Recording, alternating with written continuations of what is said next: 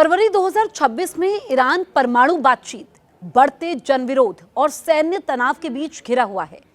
Supreme leader ने America की मांगे ठुकरा दी है।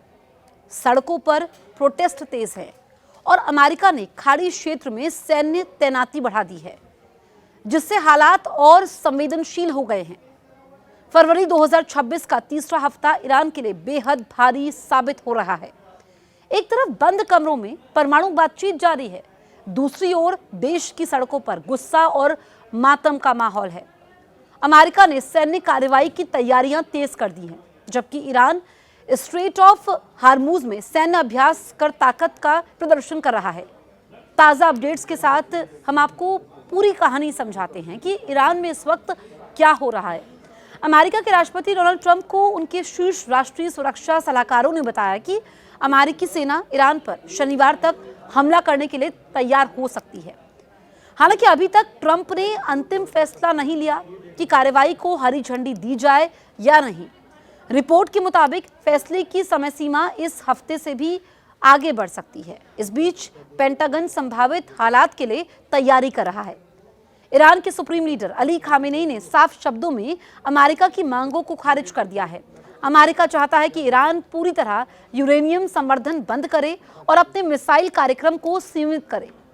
लेकिन खामेनेई ने कहा कि ईरान अपने परमाणु अधिकारों से पीछे नहीं हटेगा।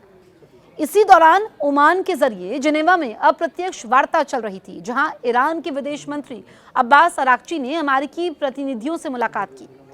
अमेरिका की ओर से संकेत दिया गया कि कुछ रेड लाइन पार नहीं की जा सकती। हालांकि दोनों पक्ष बुनियादी सिद्धांतों पर आगे बढ़ने की कोशिश कर रहे हैं। ईरानी विदेश मंत्री अब्बास अराक्ची ने कहा कि अमेरिका के साथ बातचीत में अच्छी प्रगति हुई है। ईरान ने अस्थायी रूप से यूरेनियम संवर्धन रोकने और क्षेत्रीय परमाणु सुविधाओं के प्रस्ताव की बात की है। बदले में वो 6 अरब डॉलर की जमी हुई संपत्ति और प्रतिबंधों में राहत चाहता है। 2 हफ्ते बाद फिर से वार्ता होने की संभावना है। अंतर्राष्ट्रीय परमाणु ऊर्जा एजेंसी निरीक्षण बढ़ाने की तैयारी में है, लेकिन अमेरिका ने सैन्य विकल्प भी खुला रखा है। ईरान के 7 प्रांतों में 12 स्थानों पर प्रोटेस्ट हुए। ये प्रदर्शन 8 जनवरी के पीड़ितों की 40वीं बरसी के मौके पर आयोजित किए गए। तेहरान और शिराज में सरकार विरोधी नारे लगे। इस दौरान गोलियां चलने की खबरें भी सामने आई। 18 फरवरी को परिवारों ने स्मृति सभाएं की और कुछ स्कूलों में हड़ताल देखी गई। माहौल में डर और विरोध दोनों साफ नजर आ रहे हैं। शाहीन शहर के 3 भाइयों को मौत की सजा सुनाई गई है। आरोप है कि उनसे दबाव में कबूलनामे लिए गए। उनके अलावा 14 अन्य लोगों के खिलाफ ऑनलाइन मुकदमे चल रहे हैं। मानवाधिकार संगठनों का कहना है कि सरकार विरोध को दबाने के लिए फांसी की सजा का इस्तेमाल बढ़ा रही है। सैटेलाइट तस्वीरों से मालूम चला है कि 2025 में हमलों से क्षतिग्रस्त सुरंगों और मिसाइल ठिकानों की मरम्मत की जा रही है। अमेरिकी बमबारी के बाद इन ठिकानों को और मजबूत बनाया जा रहा है। ये कदम अमेरिका के साथ बढ़ते सैन्य तनाव के बीच उठाया गया है।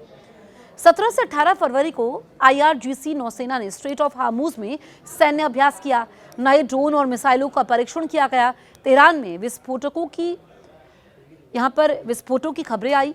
ये संकेत था कि ईरान किसी भी दबाव के सामने झुकने को तैयार नहीं है। रिपोर्ट्स के मुताबिक हजारों लोगों के ब्लैक बॉक्स कहे जाने वाले गुप्त केंद्र में रखा गया है, जिनका कोई आधिकारिक रिकॉर्ड नहीं है। दावा किया जा रहा है कि 10,000 से ज्यादा लोग गिरफ्तार किए जा चुके हैं। मानवाधिकार संगठनों ने इस पर गंभीर चिंता जाहिर की है। खाड़ी देशों और इसराइल को बड़े पैमाने पर अमेरिकी हथियार भेजे गए हैं। थाड और पैट्रियट मिसाइल सिस्टम तैनात किए गए हैं। इसके अलावा सैकड़ों फाइटर जेट भी क्षेत्र में भेजे गए हैं। संकेत यह है कि अगर बातचीत विफल रही तो हवाई हमले किए जा सकते हैं। हालांकि जमीनी सेना भेजने की यहां पर योजना नहीं है। और आपको बताएं कि व्हाइट हाउस ने ईरान से समझौता करने की अपील की है। इजरायल के पीएम बेंजामिन नेतन्याहू ने परमाणु कार्यक्रम को पूरी तरह खत्म करने की मांग दोहराई है। विदेशों में ईरानी समुदाय रैलियां कर रहा है और रजा पहलवी भी खुलकर सरकार के खिलाफ आवाज उठा रहे हैं। आप इस बारे में क्या सोचते हैं, हमें कमेंट करके ज़रूर आप बताइए। और अगर अभी तक आपने हमारे YouTube चैनल को सब्सक्राइब नहीं किया है, तुरंत सब्सक्राइब करें।